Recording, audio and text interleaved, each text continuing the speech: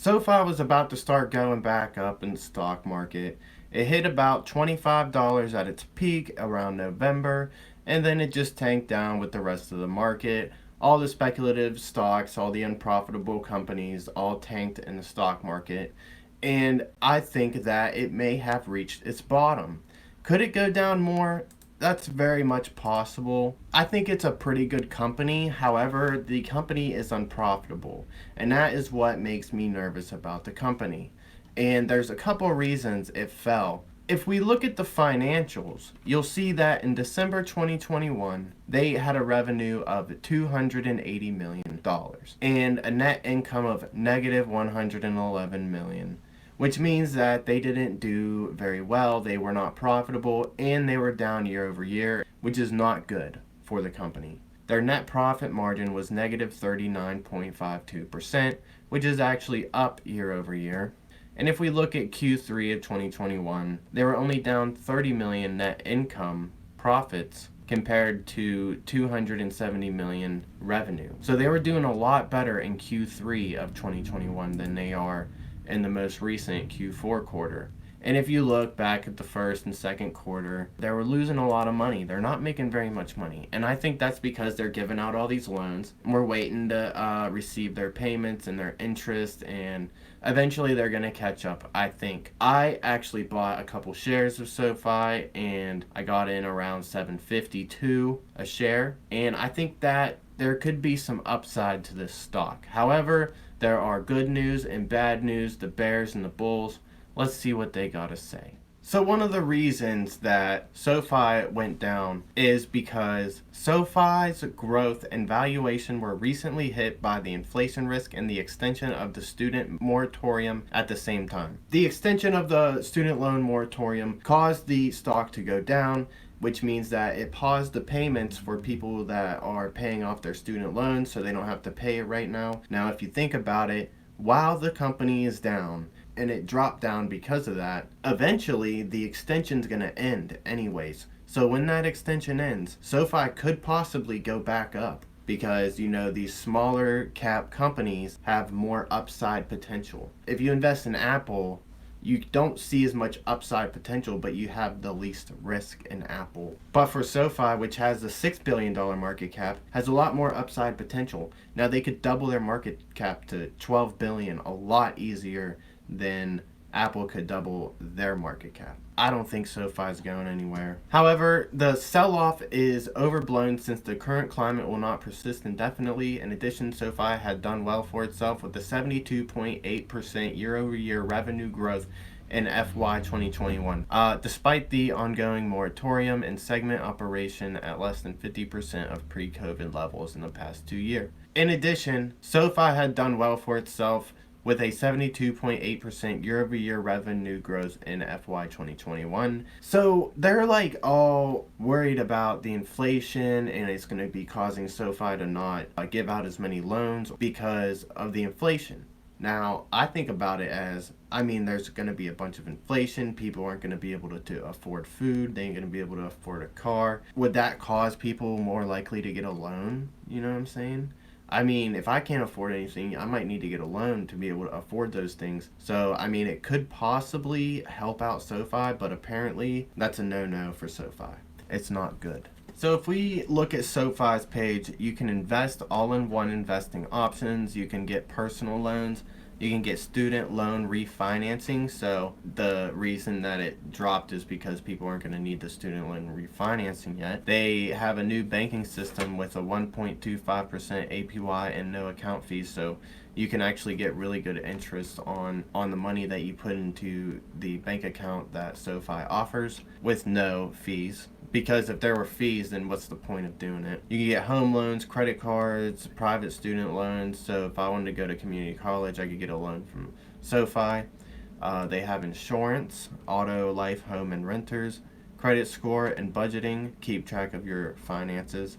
Auto loan refinancing. So if you have a super expensive, terrible auto loan, you can go to SoFi, and they will help you out with that.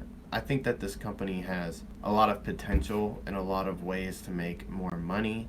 I think eventually they're going to become profitable, and the higher the interest rates, the higher profits they get. However, the higher interest rates, the less people take out a loan with SoFi. You probably need a decent credit score.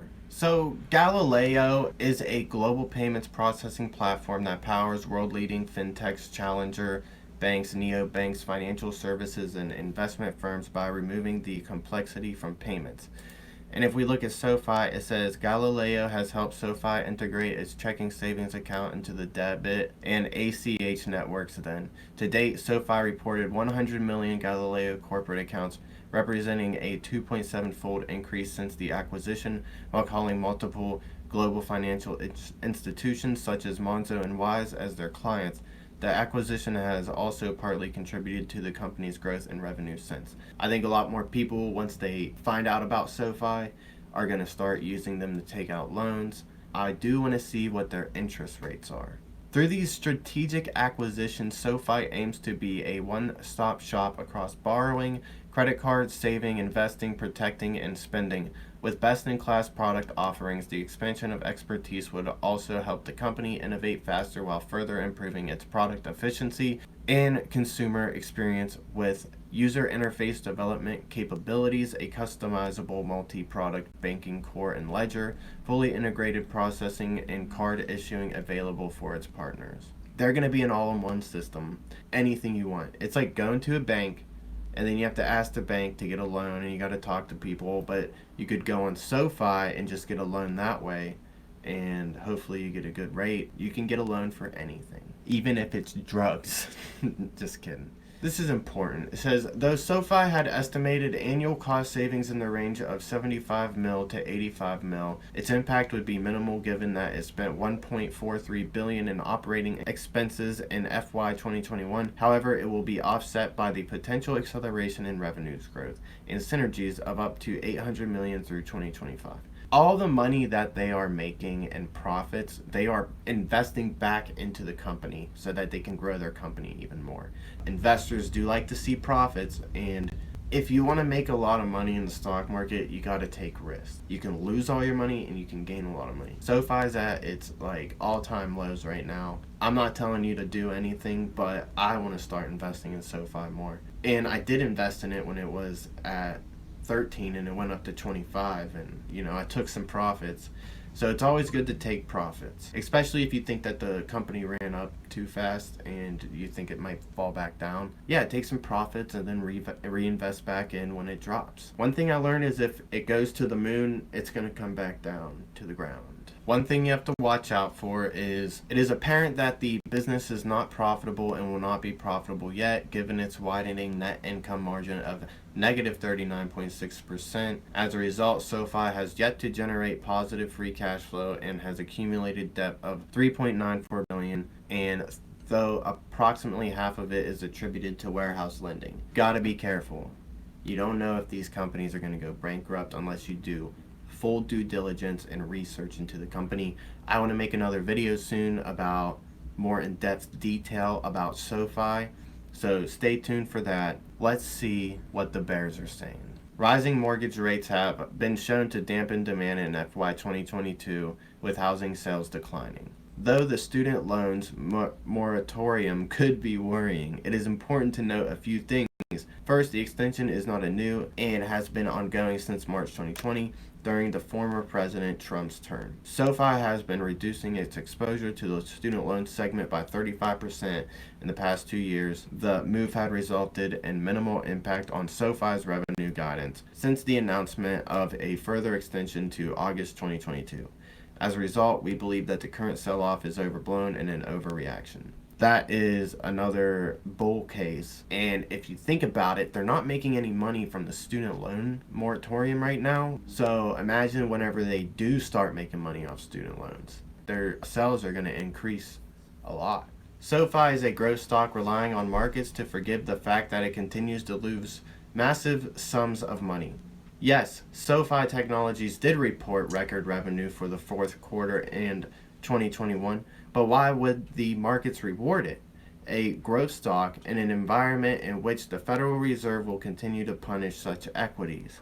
SoFi net losses more than doubled in 2021, reaching $483 million. That number should stay down because the company doesn't expect student loans to resume this year, and the Fed is going to crank up interest rates through 2022. None of that favors SoFi stock. In other words, don't put much into those $14 and $15 price targets out of Mizuho and Wedbush. Those are unlikely to materialize this year. Do you believe the Bulls or do you believe the Bears? I think eventually SoFi is going to do all right, and I will be digging deeper into SoFi's financials and everything else you need to know about SoFi to see if it's truly a buy. But the rest is up to you. You're probably going to need to do more research about it. I'm just going to talk about the next part in another video. Have a good night. Like and subscribe. Jake Invest. Peace.